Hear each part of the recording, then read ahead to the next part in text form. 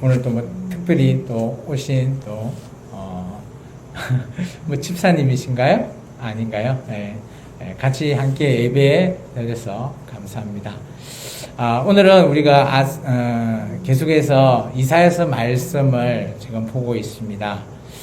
어떻게 보면 하나님께서는 앞으로 다가올 이 남유다가 멸망의 길을 걷고 있는데 그 멸망할 수밖에 없는 자에게 이사야라고 하는 선지자를 통해서 어떻게 좀 살리고자 하는 그런 메시지를 담아줬으면 얼마나 좋을까요?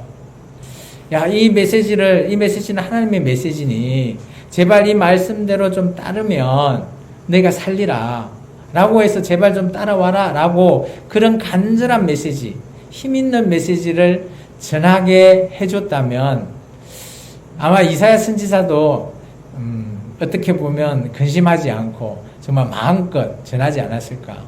근데 우리가 잘 알고 있듯이 이사야 선지자가 받은 사명은 그날 네 백성 망하게 내버려두랍니다. 어느 때까지 이렇게 해야 됩니까? 이사야 선지자가 물어봤을 때 이 백성이 멸망해야 된다는 거죠. 멸망한 이후에야 이 백성이 다시 회복된다라는 메시지입니다.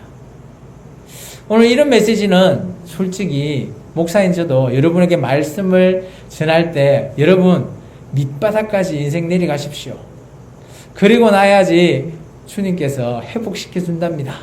라는 메시지를 제가 전하기가 쉬울 것 같습니까? 결코 쉽지 않다고 봅니다. 오늘 그런 이사야가 오늘 이 메시지를 들고 서게 되었죠. 오늘의 말씀은 36장의 말씀 1절에 보시면 히스기야 왕 때예요. 히스기야 왕은 어떻게 보면 남유다 왕 중에 그래도 우리가 잘 알고 있는, 그리고 또 어떻게 보면 히스기야 왕은 하나님이 평가할 때 그 왕정 기간 중에 모든 일이 정직했대요. 정직이라는 단어가 딱 들어가 있는 왕이 이 히스기야 왕입니다. 이런 히스기야 왕 때 아수르 왕이 히스기야 왕 시절에 예루살렘을 둘러싸고 있는, 어떻게 보면 아수르의 2차 침략, 이 아수르가 예루살렘을 둘러싸고 이제 예루살렘만 점령하면 남유다는 완전히 멸망당할 수밖에 없는 그런 상황까지 처해 있는 긴박한 상황이었어요.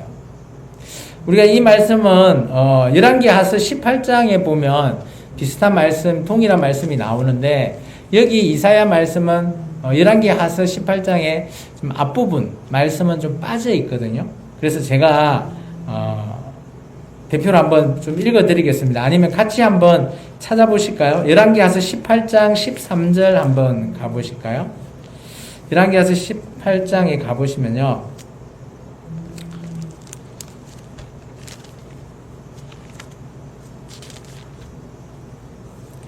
13절부터 보시면 16절까지 말씀은 좀 빠져 있어요. 그리고 17절부터가 이 이사야서 말씀과 똑같이 되어 있습니다. 제가 한번 읽어드릴게요.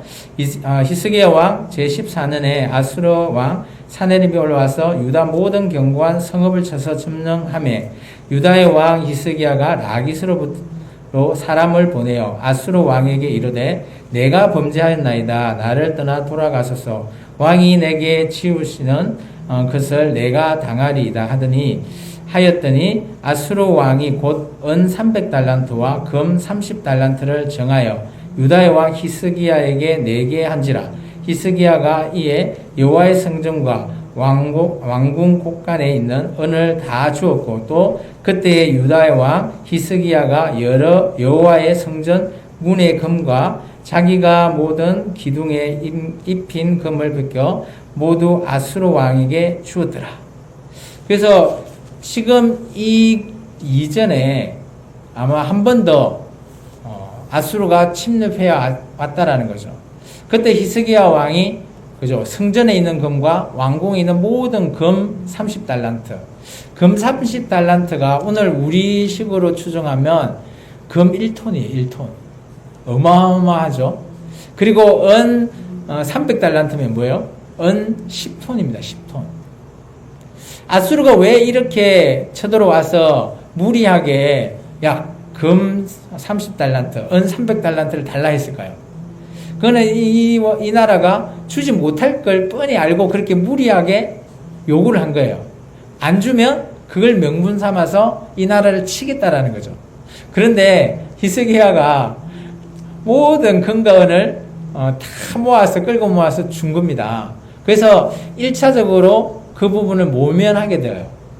그런데 얼마 있지 않아서 지금 우리가 좀 전에 읽었던 36장의 상황이 또 처해 오는 거예요. 2차로 다시 또 침략해 오는 거죠. 이제는 줄 것이 하나도 없습니다. 여러분은 이런 상황에 처해 있으면 어떤 생각이 들까요? 여러분이 히스기야 왕이다. 항복하고 두 손 둘 다 들고 나가야 되는 게 당연한 이치죠. 오늘의 말씀을 보면 우리가 어떤 위기에 처해 있을 때, 우리에게 문제가 우리에게 처해 있다라고 했을 때 우리는 과연 어떤 선택을 하는 것이 옳을까? 근데 그 선택이 하나님의 뜻이라고 우리가 선택을 했는데 더 이 일이 악화되면, 더 안 좋은 쪽으로 흘러가면 우리의 선택이 진짜 하나님의 선택이 맞나? 고민할 때 있으시죠? 오늘 딱 그런 상황입니다. 히스기야 왕은 하나님의 말씀을 듣고 하나님께 기도하지 않았을까요? 저는 기도했다라고 봅니다. 성경은 기록하고 있지는 않지만 열심히 기도를 하였지만 그래도 어때요? 일이 더 안 좋은 쪽으로 풀려가는 거죠. 꼭 그렇지 않나요? 우리가 인생을 좀 살다 보면, 저도 많은 인생을 살지는 않았지만 어떤 일을 막 진행하는데 이래 하면 되겠지 하는데 안 돼요. 막 이상한 대로 계속 흘러가죠. 그럴 때는 의심이 되지 않나요? 내가 정말 잘 선택했나? 그런 상황에 우리가 처해 있을 수 있다라는 겁니다. 오늘 상황은 이렇게 아수르의 왕 사네립이 그 신하 랍사게를 통해서 미리 이제 전령을 보냈죠. 그러면서 항복하라라는 메시지를 전하고 있습니다. 그 항복의 메시지가 4절부터 나옵니다. 우리 4절부터 10절까지 한번 읽어볼까요? 혹시 성경 없으신 분 성경 좀 드리시기 바랍니다. 이사야서 36장 4절부터 10절까지 같이 한번. 예? 예. 제가 따로 준비하진 않았어요. 그래서 성경을 좀 찾아서 좀 드리고 같이 한번 읽으시죠. 36장 4절부터 10절까지 내용입니다.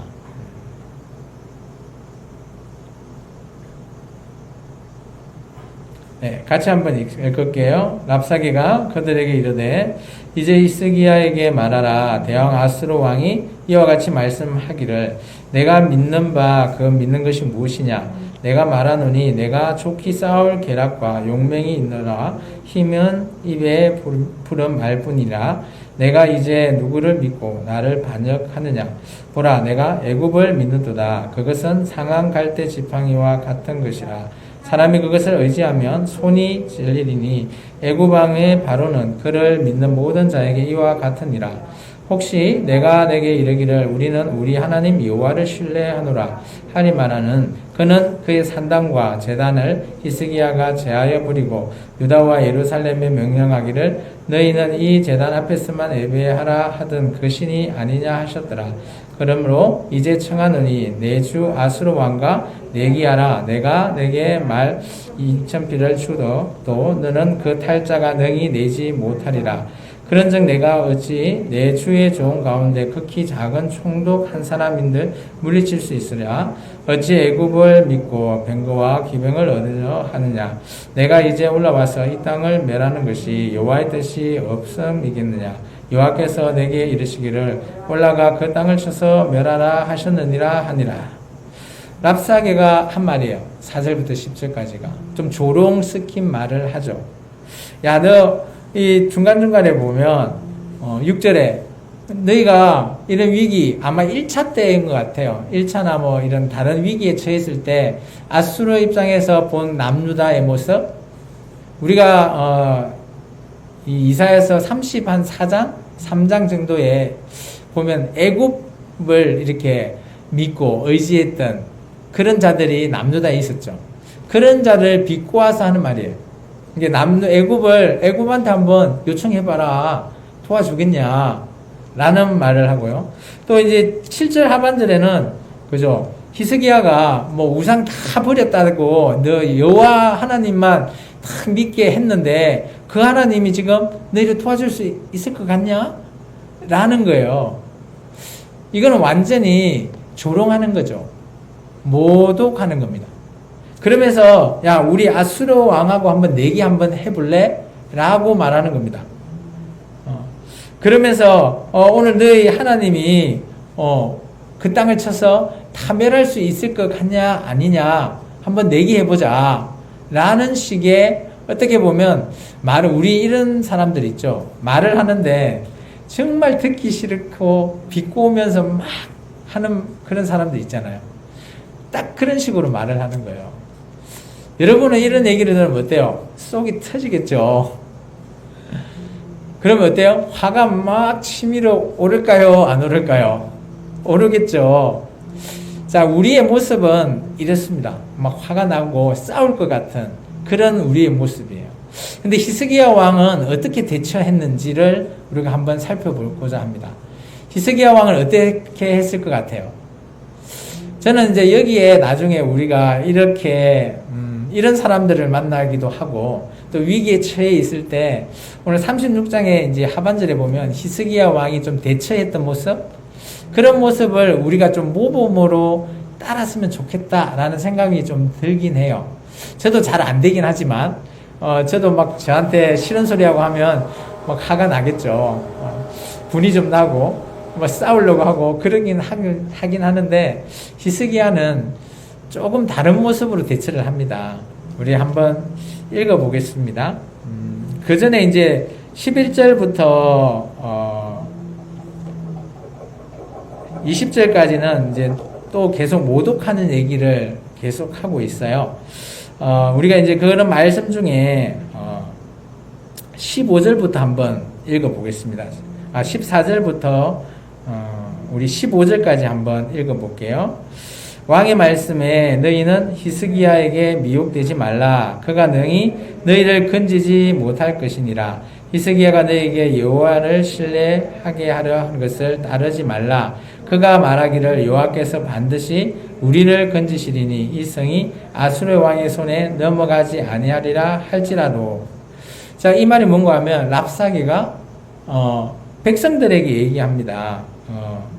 그죠? 중간에 이제 11절부터 13절에 보면 백성한테 얘기하는데 야 아람 나라 아수르 너희 나라 말로 해라 라고 하지만 여기 같이 이제 나갔던 이제 사신이 왔으니까 유다에서도 나가서 이제 엘리야김과 그죠? 예, 요아가 나가서 맞이하는데 야 이런 얘기 이제 잘 알겠다. 대신 우리 백성한테 할 때는 너희 나라 말로 좀 해라. 못 알아듣게.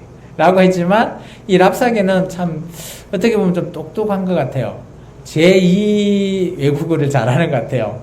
유다의 말을 잘하는 걸로 여기서 내가 왜 그렇게 해야 돼? 모든 백성이 다 알 수 있게끔 내가 유다 말로 하겠다 라고 하거든요. 그게 11절부터 13절인데 그 내용이 이제 14절과 15절에 얘기를 하죠.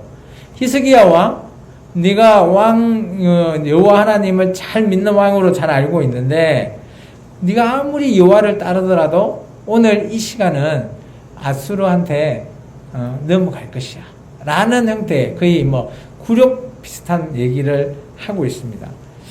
그러다 보니까 이제 이런 신하들도 많이 화가 좀 나죠. 많은 자들도.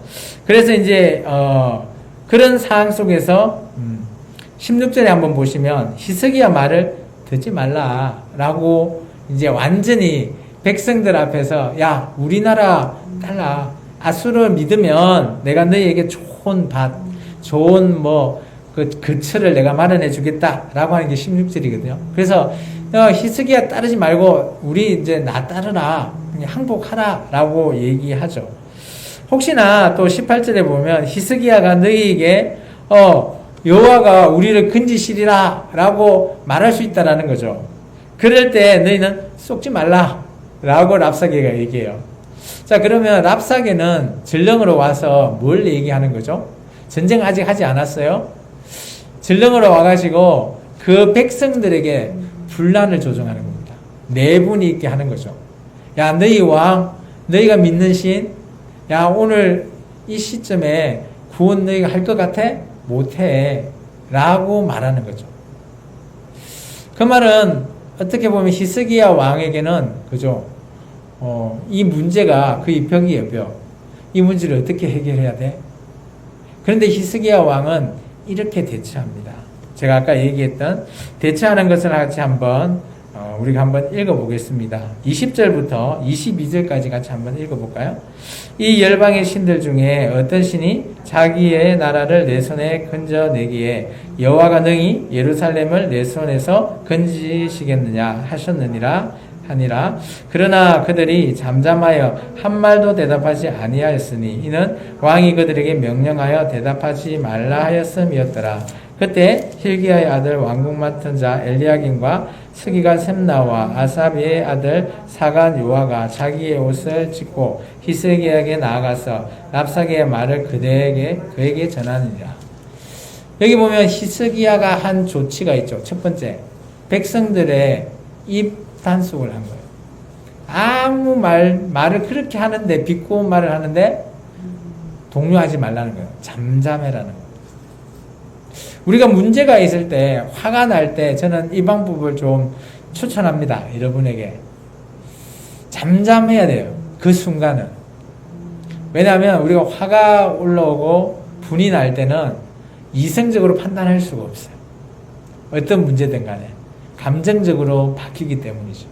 그래서 오늘 이 히스기야 방법을 여러분에게 적극 추천하죠.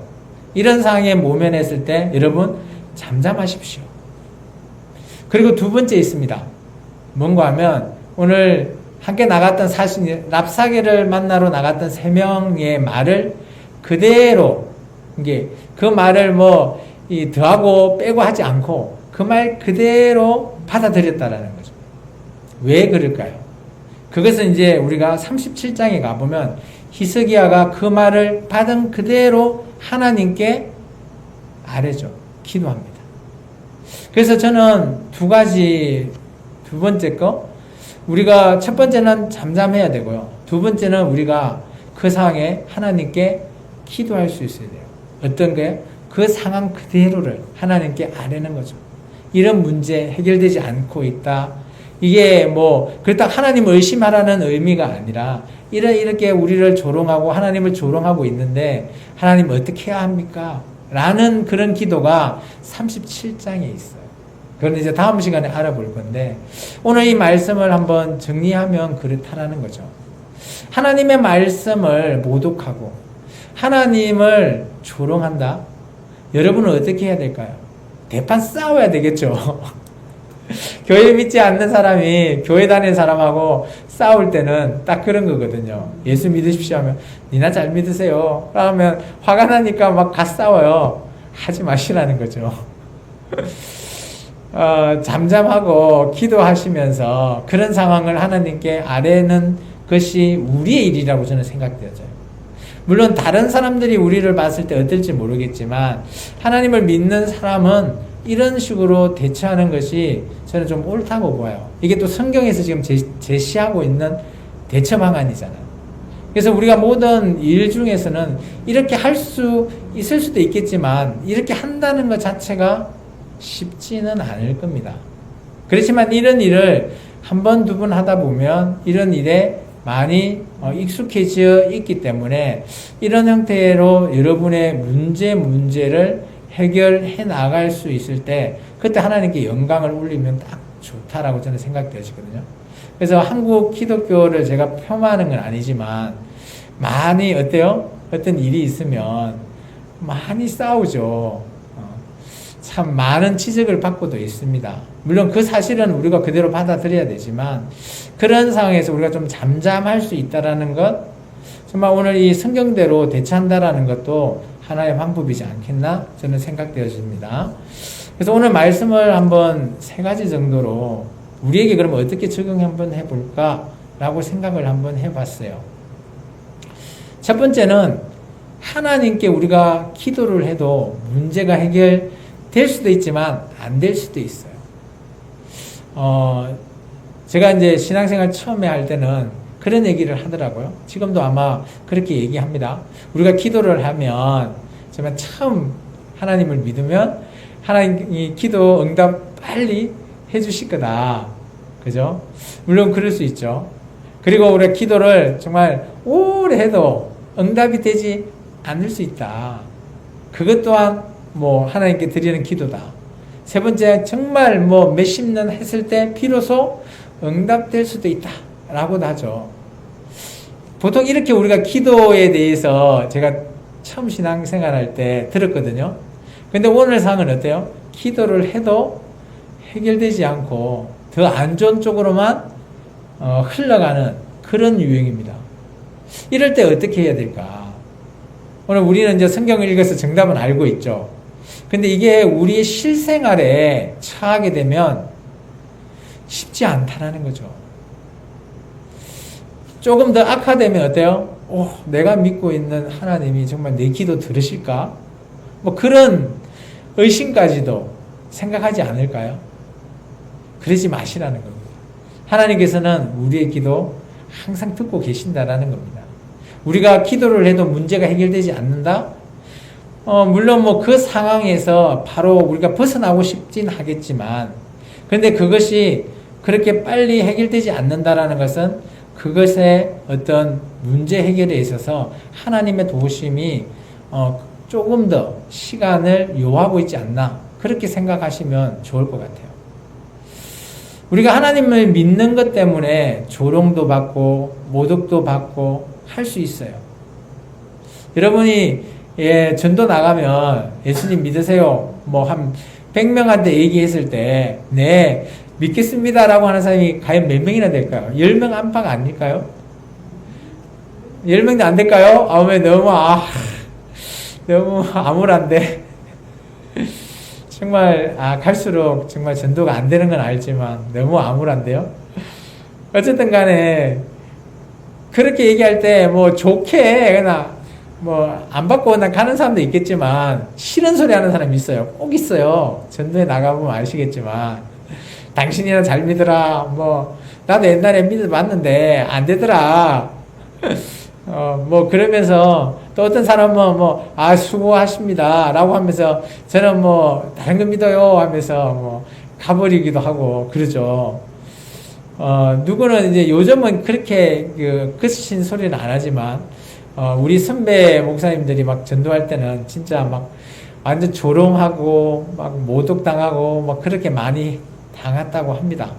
어쨌든 간에 이런 하나님을 믿는 것 때문에 이런 조롱, 모독, 모욕, 굴욕 이런 것들은 어떻게 보면 당연한 것일 수밖에 없다라고 여겨져요.